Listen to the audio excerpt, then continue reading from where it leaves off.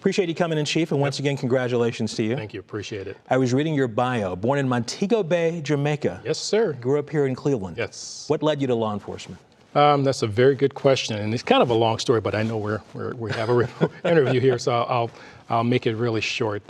When I was still in college at the University of Toledo, my eldest brother was considering taking the police examination here in Cleveland, and he called me and asked me if I would be interested. I said sure. So I came home the one weekend and took the test. He didn't, by the way. Okay. And 33 years later, here I am. Wow. So yeah, it wasn't something that I aspired to do. It's just kind of I was led that way. Yeah. What led you from Jamaica to Cleveland, Ohio? That's more that. No credit here. That's my mother. Okay. My mother bringing her 3 boys here, and actually my mom came here to Cleveland in the late '60s, established herself. We stayed back in Jamaica with my grandmother and my grandfather. Stayed in our little house shack, if you want to call it. And then my mom, once she established herself here, she came and got us, brought her boys here to Cleveland, and actually on the east side of Cleveland, East 95th Street, right off of Cedar, is where my mom currently still lives. Wow, that is something. Yeah. 33 years Yes, with sir. the Cleveland Division of Police. This is a fair question. What's your proudest moment as a police officer? It's several things. Being promoted is it's an accomplishment. But I'm not quite sure if it's the proudest moment. For me, it's as I get promoted through the ranks, it's the expression on my mother's face, watching her and how proud she is of one of her boys that's accomplished. Who've worked really hard, came from really humble beginnings, and now is doing really well for herself. For me, that's the proudest moment, to see the expression on my mother's face. And not only that, Russ. It's the expression I see from other people that don't even know me, that come up to me in the street, hey, thank you, we're really proud of you, and so forth. For an example, I was at a vacation Bible school at the church I grew up in, which is East Mount Zion Baptist Church. It's on the east side. I was there to speak with the kids down there, and there were seniors there. When I say seniors, 70s, maybe 80s and 60s and so forth. And these folks really don't know me, but they were so proud when I walked in there. It brings tears to my eyes just thinking about it. Yeah. And they don't know me, they were just so proud, and just the hugs and the congratulations from them. Those are, for me, are really proud. So those are the things I'm really excited about. I can imagine your mom seeing you, and again, this being your hometown as well. Fantastic.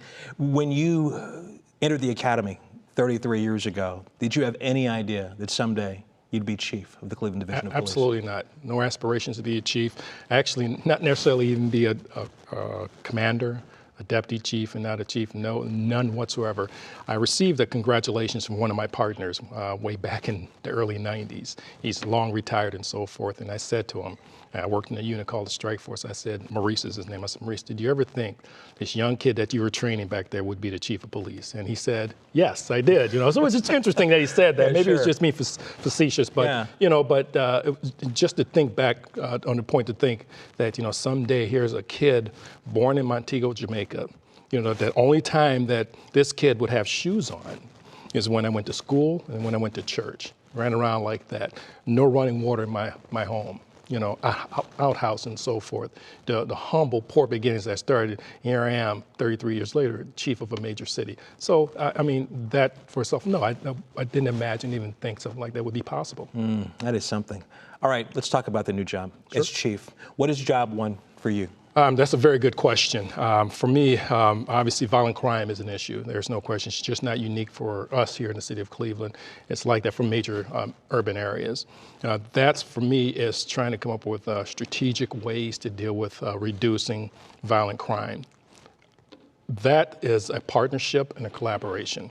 And also, which is very important, the mayor and I, Mayor Bibb, Safety Director Howard, we talk about approaching this in a very strategic way, but also a holistic way. And what do I mean by that? Because it's just not about arresting our way out of it. It's not about just giving folks citations and so forth. It has to be other approaches to this versus just strictly law enforcement. Law enforcement has to be social services, has to be education, has to be job.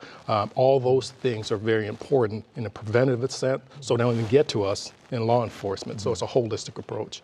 I posed a similar question to the mayor yesterday, but I know you're optimistic things will get better, as is the mayor. On any given weekend, we hear about dozens of shootings in the city of Cleveland. How do you convince residents that they should be as optimistic as you are that things will get better? I think they will. I think it's important to have faith that things will get better, but it's also, again, like I stated before, it's a collaboration and working together. The police department, the police division rather, our citizens, obviously the city of Cleveland and the various departments and so forth, our private industry, the county, the state, all working collaboratively to try to come up with solutions to it. And again, Russ, it's just not all law enforcement. It has to be all those partners working together. So again, they don't reach us in law enforcement because, let's face it, a good percentage of the time when they reach us, it's a little late. So if we can be preventative and intervention early on, intervene early on, I think that's what we should do. So that plan is certainly in place, right?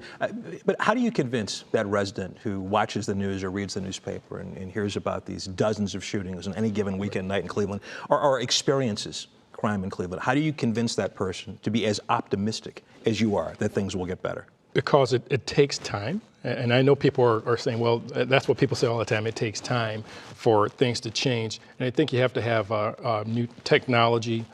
You have to have leaders that understand that, leaders that understand that you have to take it from a holistic, again, I keep using the term holistic approach, and providing resources to people and educating people and so forth so they can have the tools necessary to be able to take care of themselves, where people hopefully won't turn to crime to do those type of things. What would you say to me if I came up to you on the street and said, Chief, you know, I know you're doing a good job. I know you have a big plan in place, but I'm concerned. I don't feel as optimistic as you do about this. What would you say to me? I'd say just give us the opportunity. And also, not only give us the opportunity, but also please get involved, because it's important that we're all in it together. We're collaborative in our efforts, because again, we can't do it by ourselves, because if that's the case, things wouldn't be the way they are right now. That's what I'm saying, to be encouraged and give us the opportunity, but in that process, work with us in that endeavor to make things better. The department is down, what, about 270 officers at this point? Roughly almost 280, yes. Okay, so roughly a sixth of the department. How big of a problem is that in your folks doing their jobs? That's a very good question. You asked me my priorities, and one of them obviously is reducing violent crime. Also is recruitment. Recruitment and retention is huge, Russ, and we're down considerably. There's no question about it, and we want to be as transparent as possible. And the question is, how's that affecting our officers doing their jobs and so forth?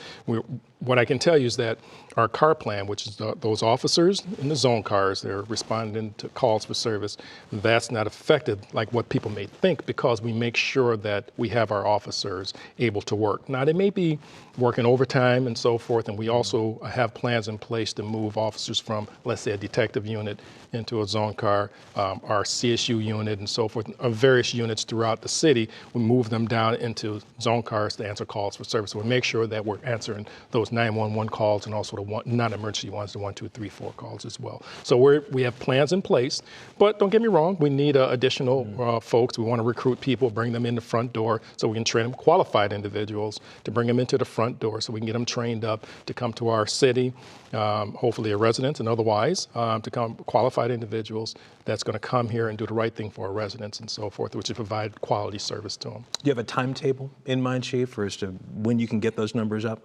I don't want to do that, because I'm very careful and optimistic how we can do that. As you know, the contract was just voted on by the membership. Once that's approved by council, then obviously we have the salaries that it's going to come up, which is going to be competitive to some of our neighboring suburbs and so forth. So I think that's one thing we can talk about. In addition, some of the other things that we're trying to do, obviously get a marketing firm to assist us in our recruitment efforts to bring people in the front door. And the other things I've done, just very subtle things. I know what's important to individuals, to their people in general, are tattoos and beards and so forth. And I was against that. I'm old timer, so to speak. But I understand society and what people want. I know that beards were important to them, and tattoos are important to them. When you look at some departments, that's, they put that out there and so forth, and that's an attraction for some people. So we want to make sure we have a fair, competitive advantage when it relates to recruiting people, bringing them in the front door, and also, Russ, retaining. because that's also important to people, make sure that they stay here as well. I'm going to come back to that in just a second, but of course over the years, one of the big issues has been dealing with the community, having that relationship with the community. Compared to 4 or 5 years ago, do you think the relationship has improved between the police department and the community? I can even go further than that. That's a good question. I'm going to answer that question. 33 years I've been on, and I say that a lot because it's important, because I want to lend perspective to it.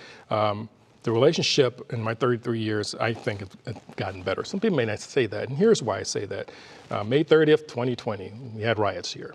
You know, we had riots here, but I think it would have been a lot worse had it not been for the relationship building of our district commanders, our folks that, council members and things of that nature, the relationship that was established by them, and also some of the officers and so forth on the beats and so forth. I think that kind of held things in because the relationships we established with people or leaders in their communities and so forth. We had about 8 bad hours, and then we were able to get things under control and so forth. I think that's relationship building. Now, you're talking about 4 years ago. I still think the relationship is better than it was even 4 years ago. Uses of force are down, complaints are down, and so forth. And officers now are slowing things down. They're engaged in de-escalation and so forth. So that helps with the relationship. They're taking much longer time on assignments because they want to hear the residents and so forth, slow things down, de-escalate and so forth. So we're not getting the physical confrontation with our residents and so forth. So yes, I think the relationship is getting better. Do I think it can improve? Absolutely, Russ. There's no question about it. So we're trying to do what we can relative to our community engagement to let folks know that we are a part of the neighborhood. We're not an island to ourselves. We welcome input because we want to know how the community wants to be policed. It's extremely important that we hear them, understand them, and invite them in and then be as transparent as possible. You will be the first Cleveland chief that has to deal with the Community Police Commission. Yes. Of course, the previous administration was opposed to that, but now it's here.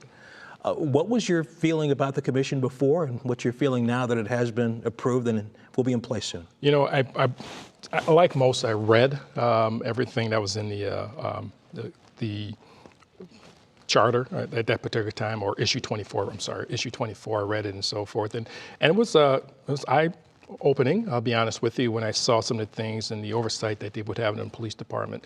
But once the voters spoke, then they spoke, and then now it's my responsibility, initially as interim chief, to make sure that as we transition, that we have a good working relationship with the new commission that's coming in, because it has to be a partnership. It's part of the charter. So we have to make sure that it works. So my responsibility as the new chief of police is to make sure that that partnership happens, that there's collaboration, and also to show the new commission that's going to be seated, or appointed rather, that we're a pretty decent police department. In fact, we're a good police department, that we hold people accountable. We do. When folks are not doing what they're supposed to do, we hold them accountable. But equally as important, I've said it several times, Russ, and I'll continue to say it, but when officers are doing the right thing, and I do believe the vast majority of officers do the right thing when they come to work. I truly believe that we should commend them and support them when they're doing the right thing.